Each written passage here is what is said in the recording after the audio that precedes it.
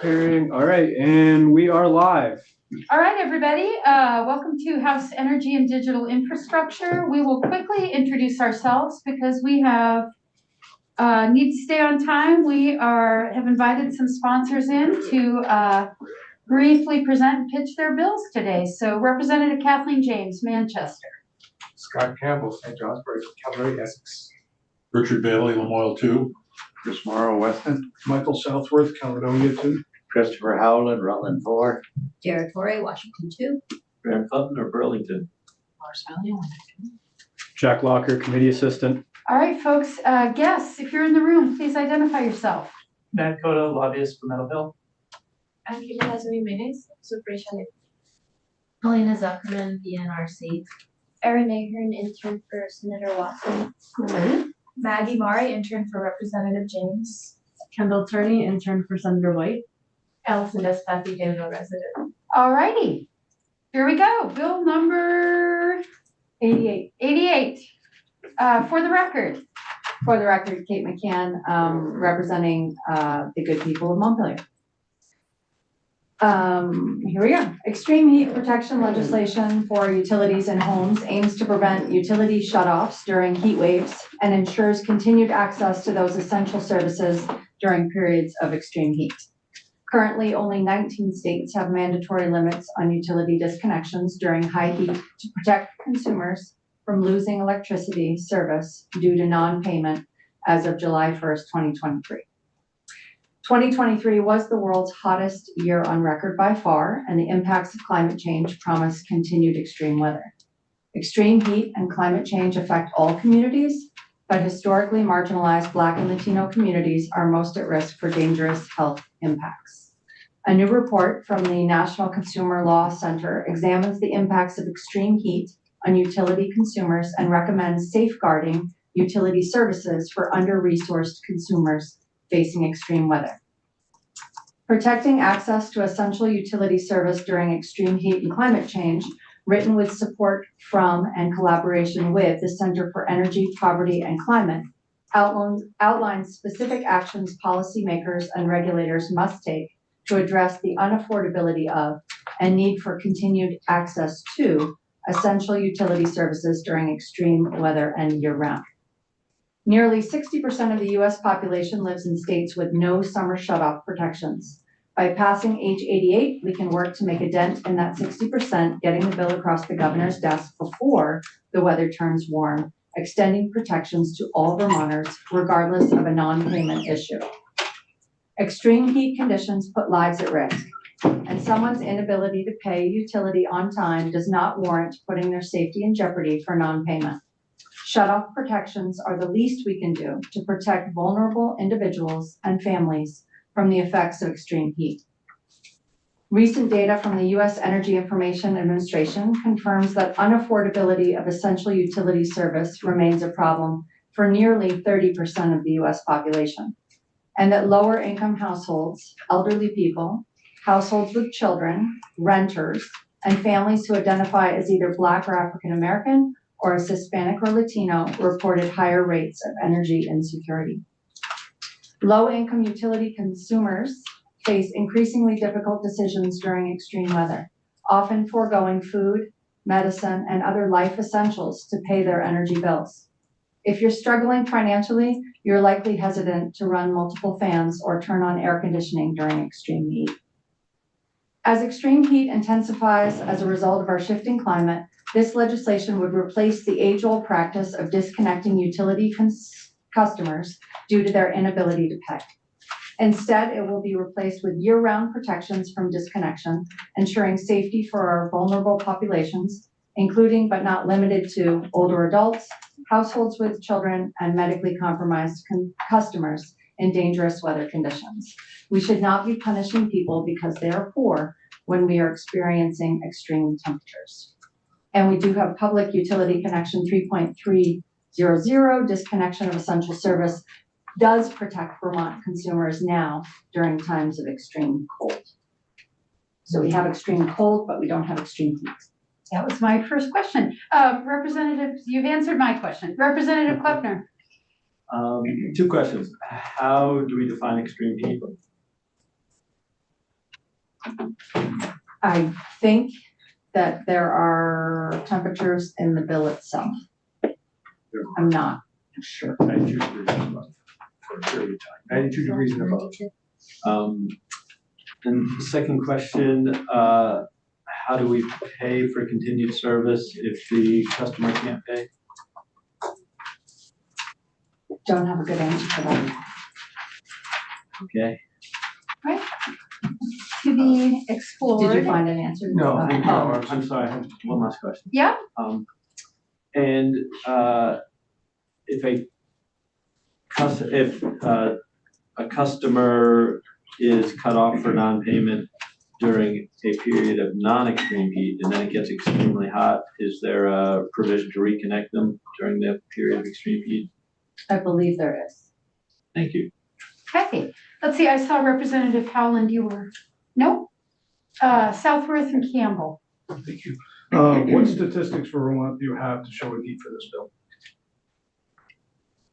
Just the fact that 2023 was the hottest summer on record. So you have no statistics as far as the numbers that would have happened had this been a law? Correct, Thank you. So this is proactive. correct.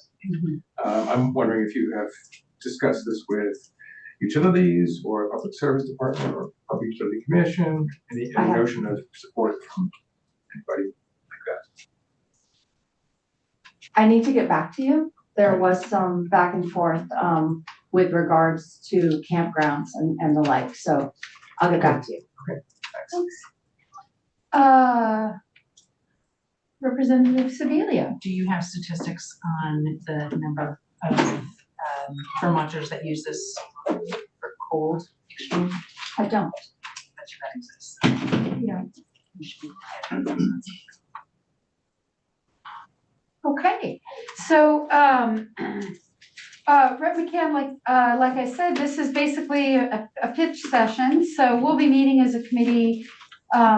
Every batch of bills we look at, we'll then have some committee follow-up and decide, what bills we're gonna take further testimony on. So if we decide to take any additional testimony on this one, we will be in touch for your thoughts on potential witnesses. Do we have just another minute? We do, yeah. So, Rep McCann, do you have any stories of Vermonters that this would have positively benefited? I do not. Okay. The bill, the idea for the bill was generated at a Women in Government conference where women from all different political parties were there sharing what they were doing in their state.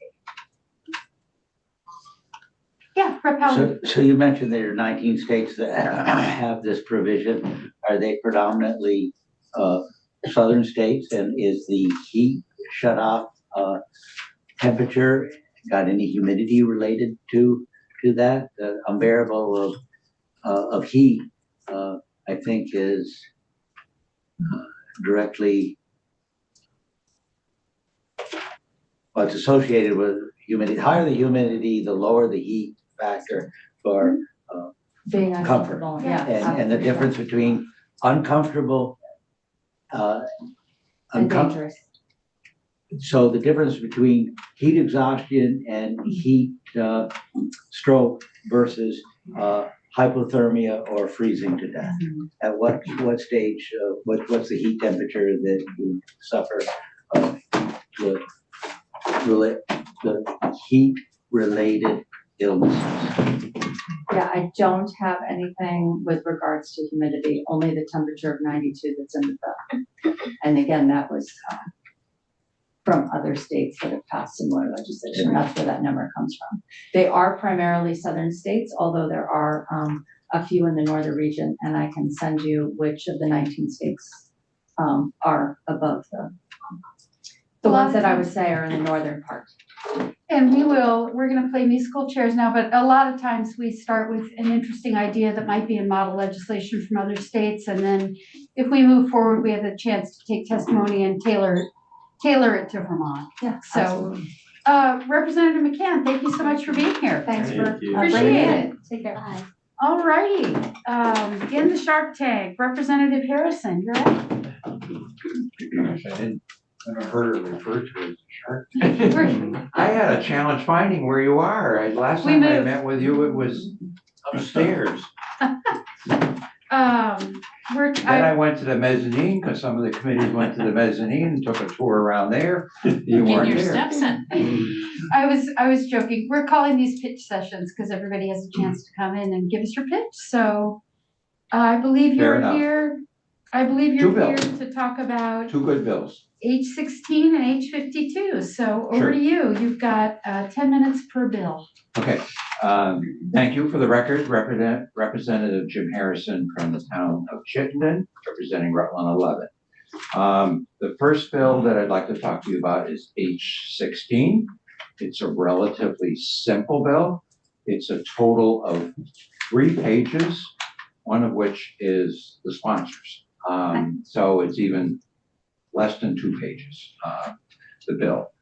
What does it do? It repeals the Clean Heat Standard, which was adopted and is now known as Act 18.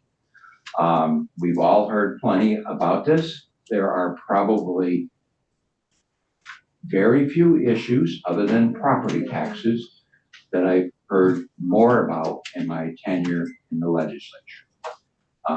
One, I'm thankful that the PUC report that came out last month had a lower overall cost estimate than some earlier reports from the Public Service Department. However, I think the reality is it's even the PUC said this wasn't ready for Vermont. It was too complicated, it was onerous, and it was expensive. Nonetheless, even if we're talking, maybe up to 58 cents a gallon of fuel oil when it's fully implemented a few years from now, it's still a lot of money, and I think we can probably all agree, maybe not, that we're likely to advance Act 18 as envisioned this session.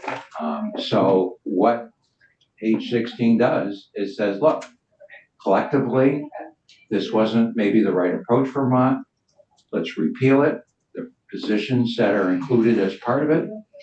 And, if we want to do something to help in this area, start over with a new bill. Don't try to amend an existing law and leave the infrastructure that was envisioned and set up as part of Act 18 in place.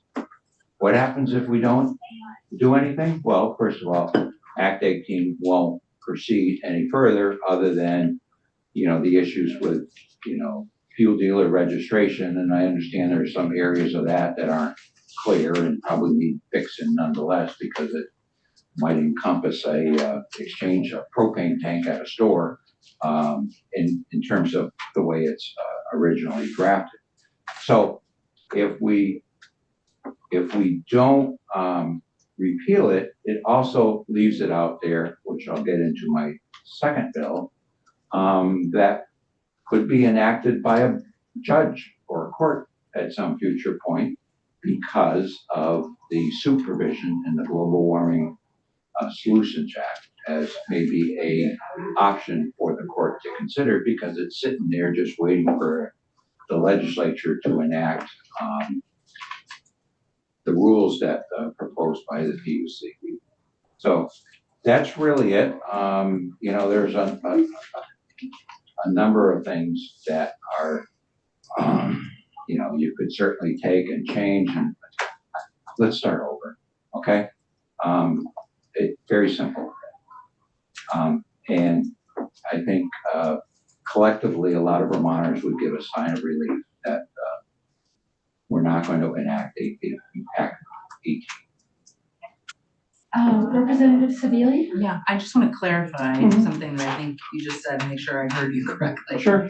Did you say that you think a judge could enact this as a part of the? I will qualify that. I am not an attorney. But there's the fear out there, whether it's right or wrong, and I would defer to attorneys, that given the current suit going on, and more importantly, future suits, if we don't meet the 2030 guidelines, that the court could impose solutions. This is here, sitting there, ready to say, okay. So the court could potentially require us to move forward on something that we didn't take a vote on. So I think it's really actually important to clarify. I was on gonna this ask point. if you could Yeah. elaborate. So, as one of the sponsors of the Global Warming Solutions Act and having had a lot of concerns about the citizen suit, wanting to make sure I understood what it was, it's very actually narrowly tailored, and it is not my understanding at all that the court could impose items like this. I believe what the court can impose under the Global Warming Solutions Act, there are two questions. One, has the Agency of Natural Resources issued a plan? And two, is it making progress towards the goals that we put in? And the remedy, which is why we put the suit in, so that there would not be lawsuits or wondering what to do should we enact the clean heat standard.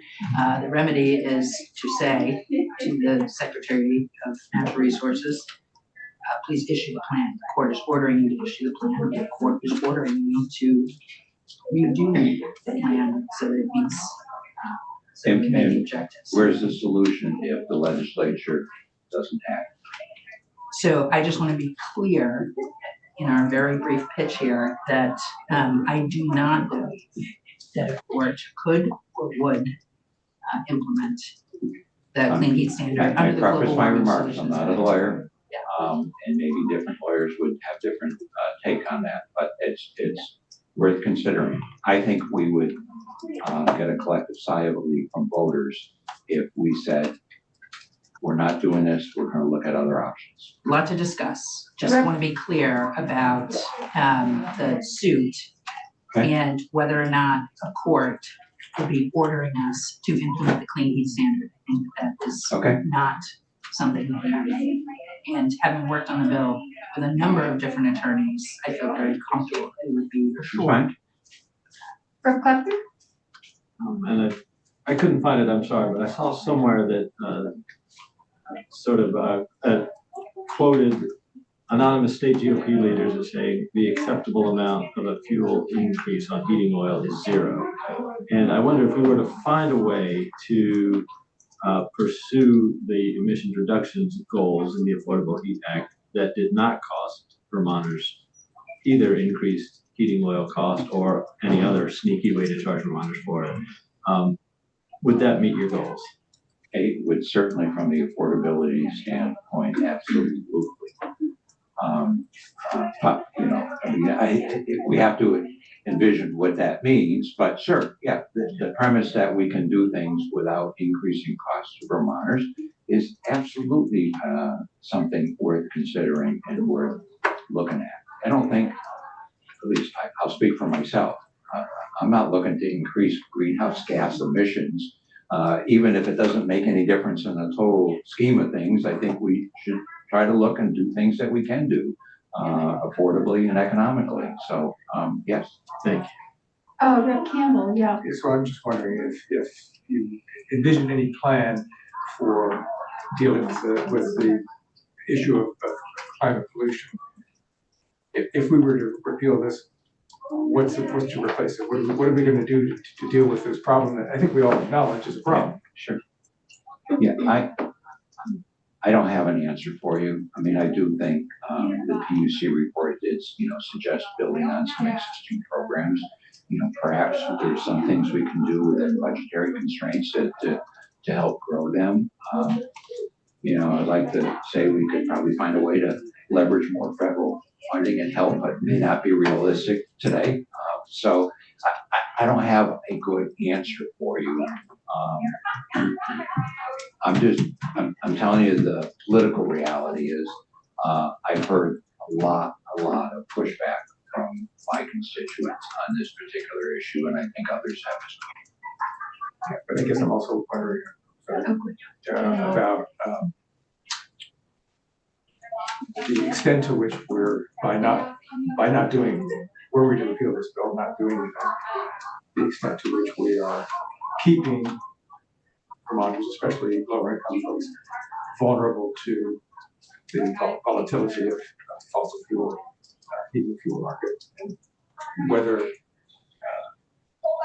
that is also not a cost that we're assuming by not doing anything. I get it, but even some of the feedback from the, what's it called, the Equity Advisory Council worried about the impact on lower income Vermonters with Act 18 as advanced by this legislature a couple of years.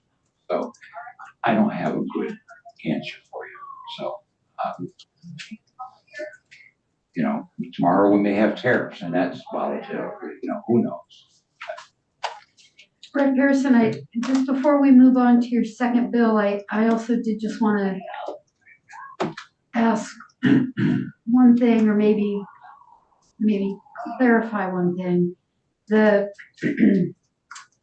I think I understand where you're coming from, that, you know, if it's not moving forward as designed, then why not just, Yes. you know, but I do want to make sure, and I know you understand this, but make sure for the record that everybody understands that we made it very, very, very clear in the bill, the check back provision, that the clean heat standard cannot be implemented unless it's enacted by the legislature. And I put air quotes around enacted because we use that language very specifically, because enacted means Signed by the governor. develop a bill. So I guess I just wanted to make sure that we're all on the same page. The clean heat standard cannot move forward and will not move forward unless a bill passes the House, passes the Senate, and is signed by the Gov. Rep. Southworth? Thank you. But aren't there pieces of that bill that are still going to be enacted, even though it's not going to be signed by the governor, if that happens? Unfunded positions at the PUC and a fuel registry, which I think is very, very important data gathering. Well, I would counter that. I think that's already being done to some extent. So. Okay. The fuel registry is being done, but it's not being, my understanding, fully done, because as I said, the way it's interpreted, I believe, at the PUC is that, you know, unanticipated, like the propane exchange tanks are supposed to be registered. And if you want to do that, and make them applicable to whatever they got to do in the PUC, that's fine. But you should, at the very least, fix that if that needs fixing. Okay. You're still roughly on time. We pushed you longer, sorry. It's okay. H52. Another relatively short bill. And it addresses some of the same concerns.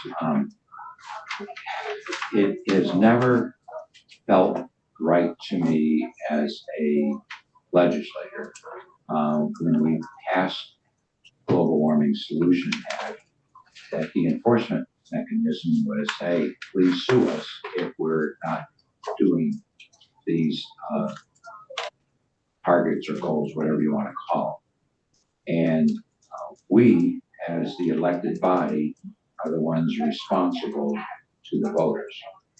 If the voters do not feel we are doing enough to reduce greenhouse gas emissions, they can fire us every 2 years. And that's the way it should be. We shouldn't be setting up a mechanism that the enforcement's not between us and the voters. It's up to the courts and the lawyers. I just philosophically have a huge problem with that. And I think, what H52 does is make that change by repealing the so-called citizen suit provision, and then changes the mandate to targets. We can argue on that. Well, we're not going to make it if we don't do this outside. But, you know, again, to me, philosophically, it's up to the voters to hold our feet to the fire if this is very important to them. Questions from the committee? Yeah, Mark Campbell. Sure. Representative Scalia has already talked about the supervision. I was on the committee when we developed that bill as well. And I listened very carefully to reasons for including that right of action provision in the bill. We were advised by folks from Massachusetts who had a similar bill, also I think called the Global Warming Solutions Act, that had been enacted some 15 years before and had been stalled by a citizen suit. There was no provision in that in Massachusetts bill about the citizen suit. They were sued because citizens could sue the government. And the result of that was a great deal of delay while that suit was working its way through courses. Their advice to us was include a provision about a citizen right to action, stipulate what that right to action means, and just be clear about it. So what the right to action in the Global Warming Solutions Act, our Global Warming Solutions Act, does is it limits it channels what the suit can be for in terms of time, in terms of topic, and in terms of remedies. So those are very important and very important things. I'm not disagreeing with you. Again, it's a philosophical difference. And the remedy is not on the legislature, is on the executive branch to follow the law, do what's required to follow the law. Figure that out. Well, I haven't heard anyone say that we're on track to meet 2030. So we're going to get a big soup come 2030. And from what I can see today, without some very, very significant pain in the terms of costs on Vermonters. So again, philosophically, if this is the most important issue to Vermonters, then vote us out if we're not doing enough to meet those. I'm just trying to clarify. I appreciate it. Issue is. I appreciate it. That's all. Repertory? Thank you. This was all learning for me recently about the suits as well. And my understanding is that there are no financial damages. So I'm just wondering where your risk assessment's coming from. First of all, we may be responsible for attorney fees, not only to defend any suits, but to pay the prevailing side. Should we lose? And they're reasonable. What's that? They would be reasonable. They'd have to pass a reasonable. Anyone can sue us. It could be a high-powered firm in California. So again, it's a difference in approach. Are we responsible to the voters, or do we just leave it up to the courts to do the enforcement? Rep. Kleppner? My understanding is that a lot of states had goals for CO2 reductions, and they were almost all missing. And so a smaller group said, instead of having them as voluntary-esque goals, let's make them mandatory. And I think the history of trying to clean up climate pollution has shown that when there are parties in power who are not enthusiastic about it, there are a lot of ways to delay, defer, postpone, confuse. And the citizens can throw us out every 2 years. And they can throw the governor out every 2 years. Sure. But from an average citizen's point of view, I think understanding the legislature does, what the administration does, who to hold responsible for lack of action, can get confusing. That's one of the reasons why there was some motivation around putting some muscle behind, let's hit these goals. I understand it. But I trust the voters. And this is, in fact, the most important issue. Like property taxes last summer or last fall was very important, and a lot of us heard that loud and clear. So I think all of us heard. So we're sensitive to it, and you know what? We're going to make some progress this year. I'm really confident of that. In a bipartisan way, we're going to make some, because we all heard that message. So again, we're going to disagree in terms of what the right enforcement mechanism, but I trust the voters, and we have to be realistically. we can't save the world all by ourselves. Without really, even, we can't. I mean, even with the pain, we can't. Which, no one thinks we can. I know, but we're gonna try doing that with that supervision. Just a quick comment on that, and then I think I've used up my 10 minutes. we used up your 10 minutes. And I can stay longer. I'm, Yeah. getting out of some stimulating testimony now. Yeah, well, I just wanted to pick up on one thing you said, which was that you characterized climate action as pain. And I think that folks misunderstand the primary core work of climate action is helping Vermonters to weatherize their homes, install more efficient appliances, and get into more fuel efficient vehicles. So that's not painful work. That is very important work that helps Vermonters save money and heat their homes and get around in a way that is more sustainable and renewable and better for the environment. So when we talk about climate work, we're talking about finding thoughtful ways to get that work done for Vermonters because it benefits them. And you had mentioned trying a different approach. The Global Warming Solutions Act, with its ability for Vermonters to hold the state accountable for failing to do that work on their behalf, was the different approach because we had climate goals and aspirations on the books starting in 2005, and 15 years went by and the deadlines slipped and the deadlines weren't met and nothing happened. Because why? Because this is hard work. And so I think if we're going to help Vermonters navigate the climate transition, we need to have some mechanisms in place. And that's my soapbox, Rep. Southworth. No. I just want to say that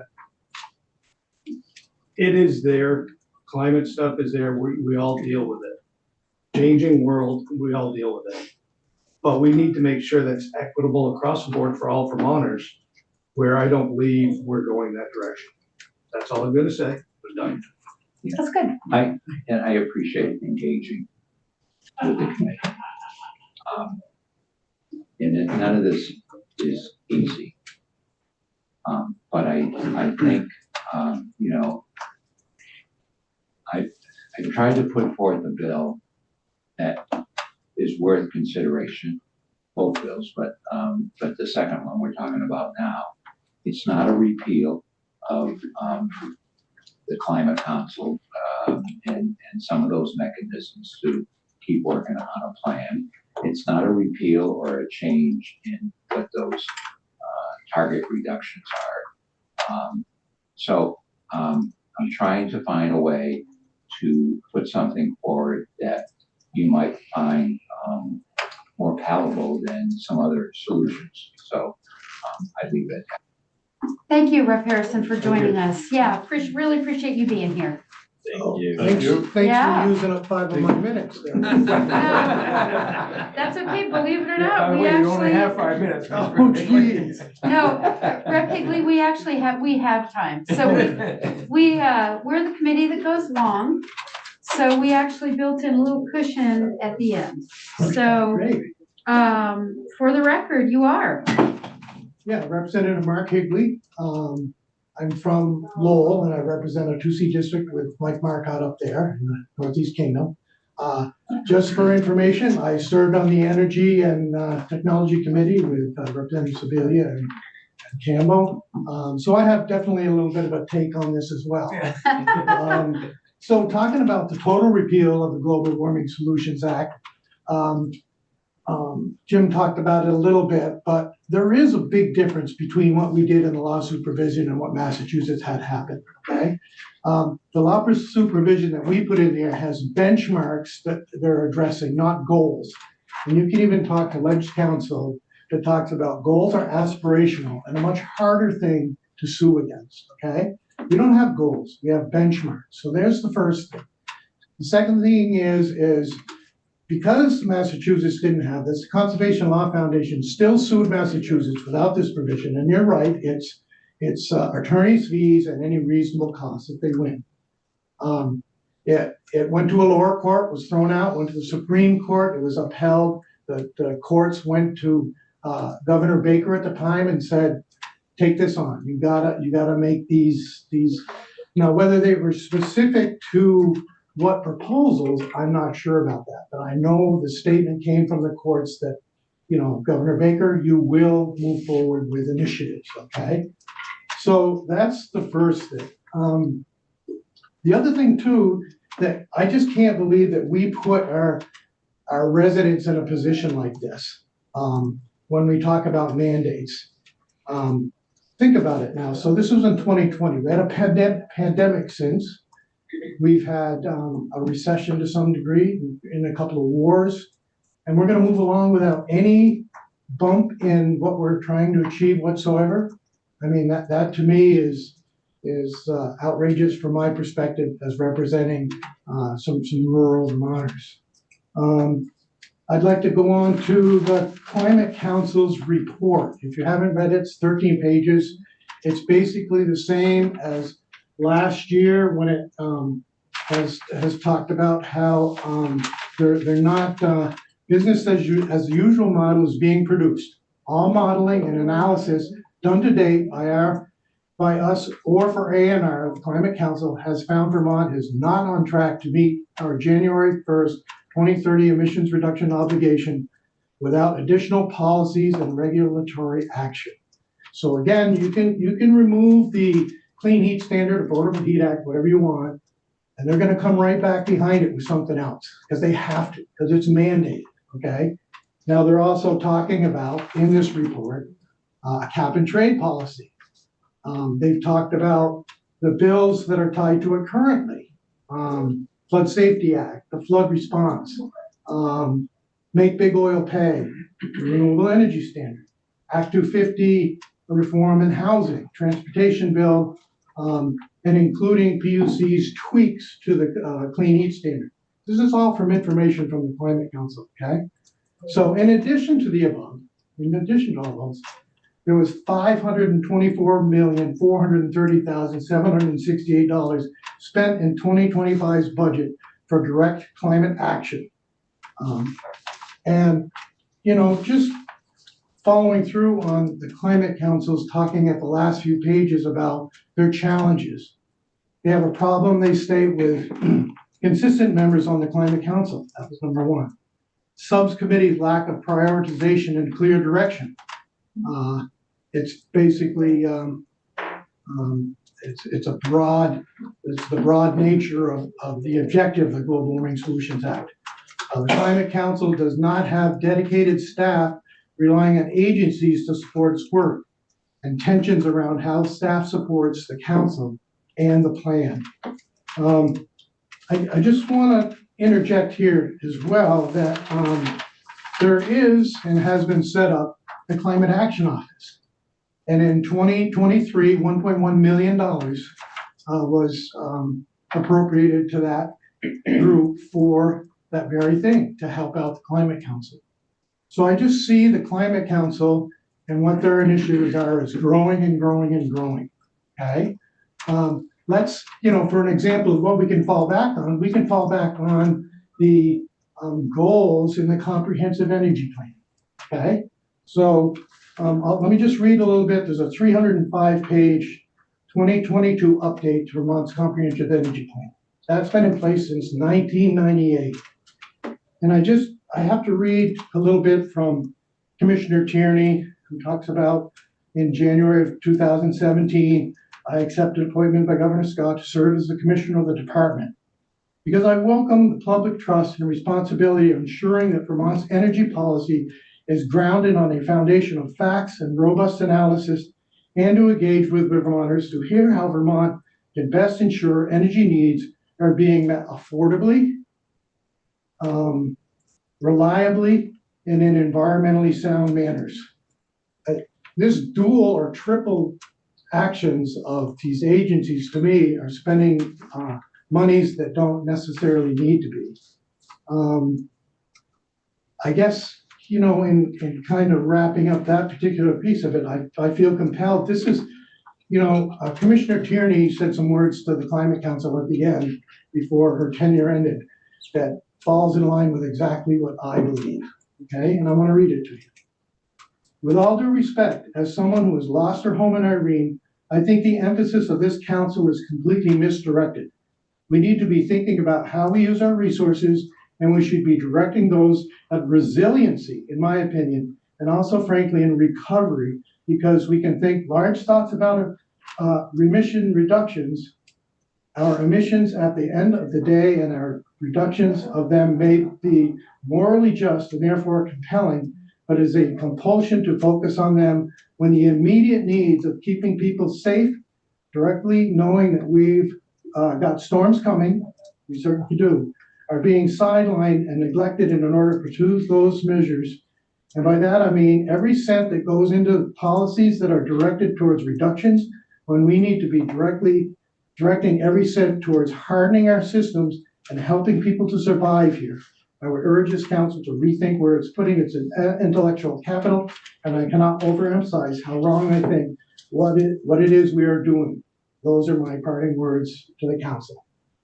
Again, my sentiments exactly. When there was a flood in Lowell nobody even knows about in 1997 that devastated 3 of our bridges, wiped out a family's house, and there's always going to be those. The bigger ones, of course, you know about with Montpelier and Barrie and Lyndonville and all that. But it's a constant effort, and we're gonna need that $500+ million to harden our infrastructure and put the money back into it, and not continue down this road as Representative Harrison said too, with some, in my opinion, and a lot of my constituencies' opinions of efforts that aren't going to change our climate, folks. It's understandable to have the initiatives, and I think we're there. Use the comprehensive energy plan. It realizes and looks to affect 3 sectors: transportation, thermal, and I can't remember, electrical. Energy, Yeah. So it's there, folks. But to go down this road continuing, to me, is a fallacy and going to be devastating to my rural Vermonters. Representative Sebelius, did you have Yeah, thoughts? just a clarification, the 500 million, I believe most of that was federal funding, which is what has funded most of our climate work. Okay, whether it was or not, I mean, it says here that it just says much of this was federal funding. And the other piece that I wanted to just talk about, and I think it's really important. I know you and I have been here a long time, and we've talked about this on the floor back and forth around the emissions reductions. And for me, those are key for making sure that we are adapting, doing the work that I agree with former Director Tierney we need to do.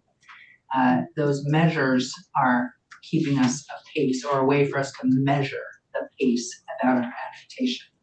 When we saw fuel prices double because of a geopolitical event, that to me is a disaster.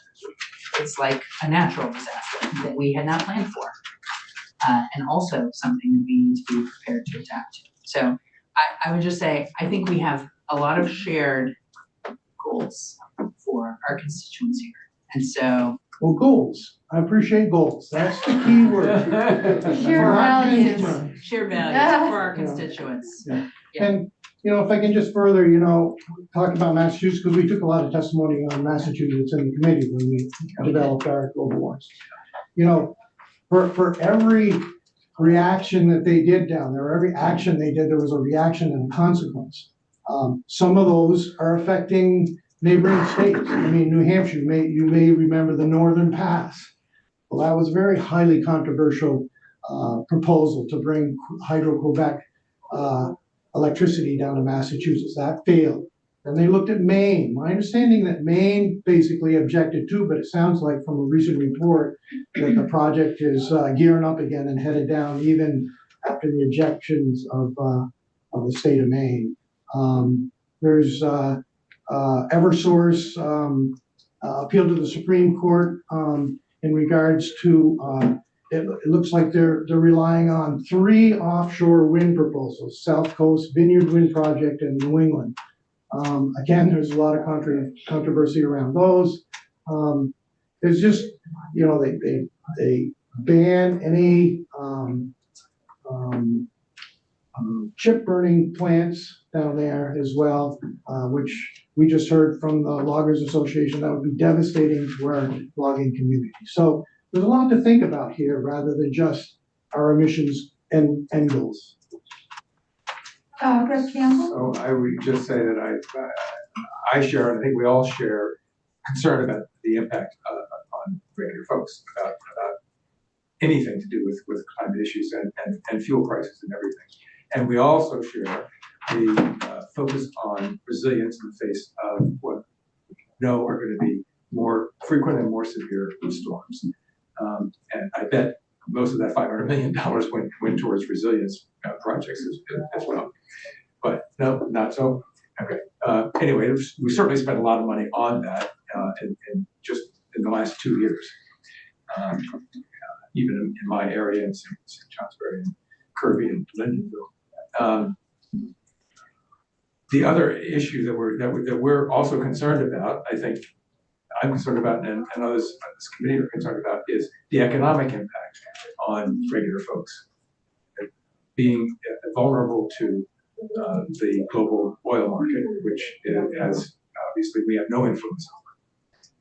And that is another resilience, sort of economic resilience issue that we're focusing on, which is a little bit longer term, perhaps, than next year's storm, but it's also real.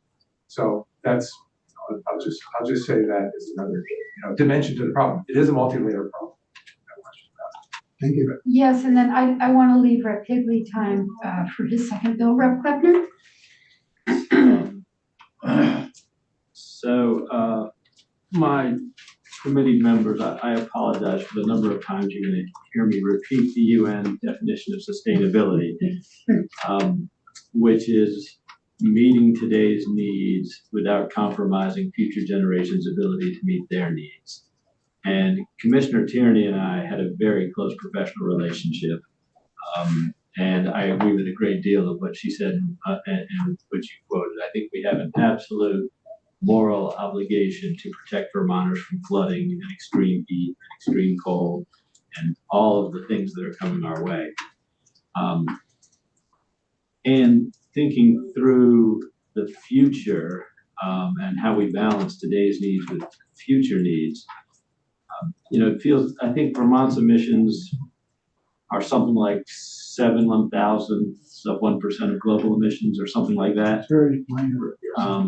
So, let's kind of set aside our contribution to global warming and look at the other reasons to reduce emissions. And the Paris Accords and the GWSA, none of them call for us to get to zero emissions. They're all bringing us down to 1990 levels and so forth.